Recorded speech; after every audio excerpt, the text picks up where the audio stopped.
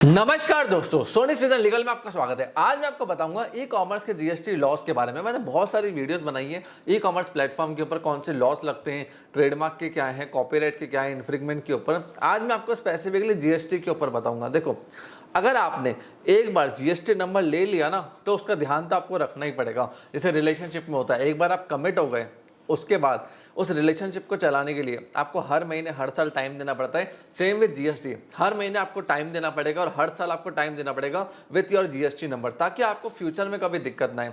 काफ़ी सारे लोगों ने मेरे वीडियोस के ऊपर कमेंट भी करे और मेरे से क्वेश्चन पूछे रिगार्डिंग जीएसटी। शुरुआत में पहले मैं उन क्वेश्चन से बात करूंगा, फिर मैं आपको बताऊंगा कि कैसे कैसे आपको जीएसटी ऑपरेट करना है, फाइलिंग करनी है, पूरा प्रोसेस आपको एक्सप्लेन करूंगा। देखो, एक जने ने क्वेश्चन पूछा था कि without GST can we start e commerce business. उसका सीधा सीधा आंसर है नो। ई कॉमर्स में क्या मैं इंटरेस्ट रेट करती हूँ, जहां पे इंटरेस्ट रेट आता है वहां पे आपको जीएसटी लेना ₹1 से कंपलसरी है। बात को समझ गए? इंटरेस्ट रेट मतलब राजस्थान का आदमी गुजरात में बेच रहा है, गुजरात का महाराष्ट्र में माल जा रहा है, तो वहां पे इंटरेस्ट रेट हो गया, तो जीएसटी लेना जरूरी है ₹1 से भी। आप जीएसटी नंबर घर से ले सकते हो। देखो, आपको है ना, जब जीएसटी लेते हो तो एक ऐसी प्लेस दिखानी पड़ती है जहां से आप बिजनेस कर रहे हो। आप किसी घर में एक कमरा दिखा सकते हो जहां से आप बिजनेस करोगे, कोई ऑफिस या कॉमर्शियल स्पेस हो गया, तो वो दिखाना जरूरी होता है। कौन सा स्पेस आप दिखाते हो उससे मैटर करता है। फिर खुद की वेबसाइट से मैं काम कर रहा हूँ, तो सर क्या मुझे जीएसटी लेना है? देखो, खुद की वेबसाइट से करोगे तो भी इंटरेस्ट रेट तो होगा ही, चाहे अमेजॉन, फ्लिपकार्ट या खुद की वेबसाइट से करो, क्योंकि आप महाराष्ट्र में बेचोगे, साउथ में बेचोगे, गुजरात में बेचोगे, तो यस, आपको लेना है। और अगर आप नील रिटर्न फाइलिंग में डिले करते हो तो ₹20 की पर डे पेनल्टी है, मतलब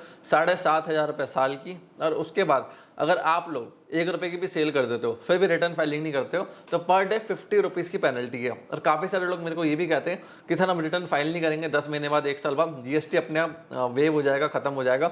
देखो भैया, फिर जीएसटी का जब नोटिस आएगा ना, तब आपको मालूम पड़ेगा कितनी पेनल्टी उन्होंने आप पे लगा दी है। इसलिए निल रिटर्न हो, कुछ रिटर्न हो, फाइल करना जरूरी है। अब आपको एग्जाम्पल समझा देता हूँ ई कॉमर्स प्लेटफॉर्म पे जीएसटी वर्क कैसे करता है। लेट सपोज आपने ₹500 का माल खरीदा, स्क्रीन पे बहुत ध्यान से देखना। ₹500 का माल कहीं से खरीदा, उस पर आपने सामने वाले को 18% जीएसटी पे करा, तो आप ₹590 का पेमेंट करके आए। अब भैया अपन चले गए अमेजोन के ऊपर, वहां पे अपन ने ₹590 का आइटम 1500 प्लस 18% जीएसटी लगा के बेच दिया। अब अमेजोन पे अपनी सेल कितने की हो गई? ₹1770। अब उसके बाद जो प्लेटफॉर्म है वो भी आपसे अपना सर्विस कमीशन काटेगा। अब लेट सपोज प्लेटफॉर्म ने आपसे ₹300 का कमीशन कट कर लिया, तो ₹300 पे वो भी 18% आपसे वसूल करेंगे।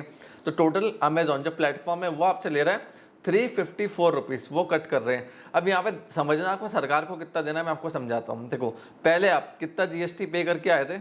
₹90। फिर आपने अमेजोन का जो प्लेटफॉर्म है उसको कितना जीएसटी पे करा? ₹54। और आपने कस्टमर से कितना लिया? ₹270। तो जब मैं 54 और 90 को ऐड करूंगा और 270 से माइनस करूंगा, तो आपको जो फाइनल जीएसटी अमाउंट सरकार को पे करना है वो निकल कर आता है ₹126। यह अमाउंट आपको जीएसटी डिपार्टमेंट को जमा करवाना है।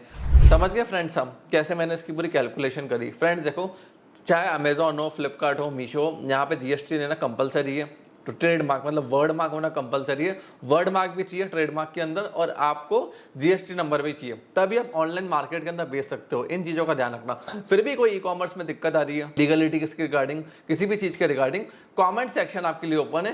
कमेंट सेक्शन में कमेंट करके आप मेरे से क्वेश्चन पूछ सकते हो। आपने इस वीडियो को यहाँ तक देखा, हम लोग सपोर्ट दिया, उसके लिए धन्यवाद।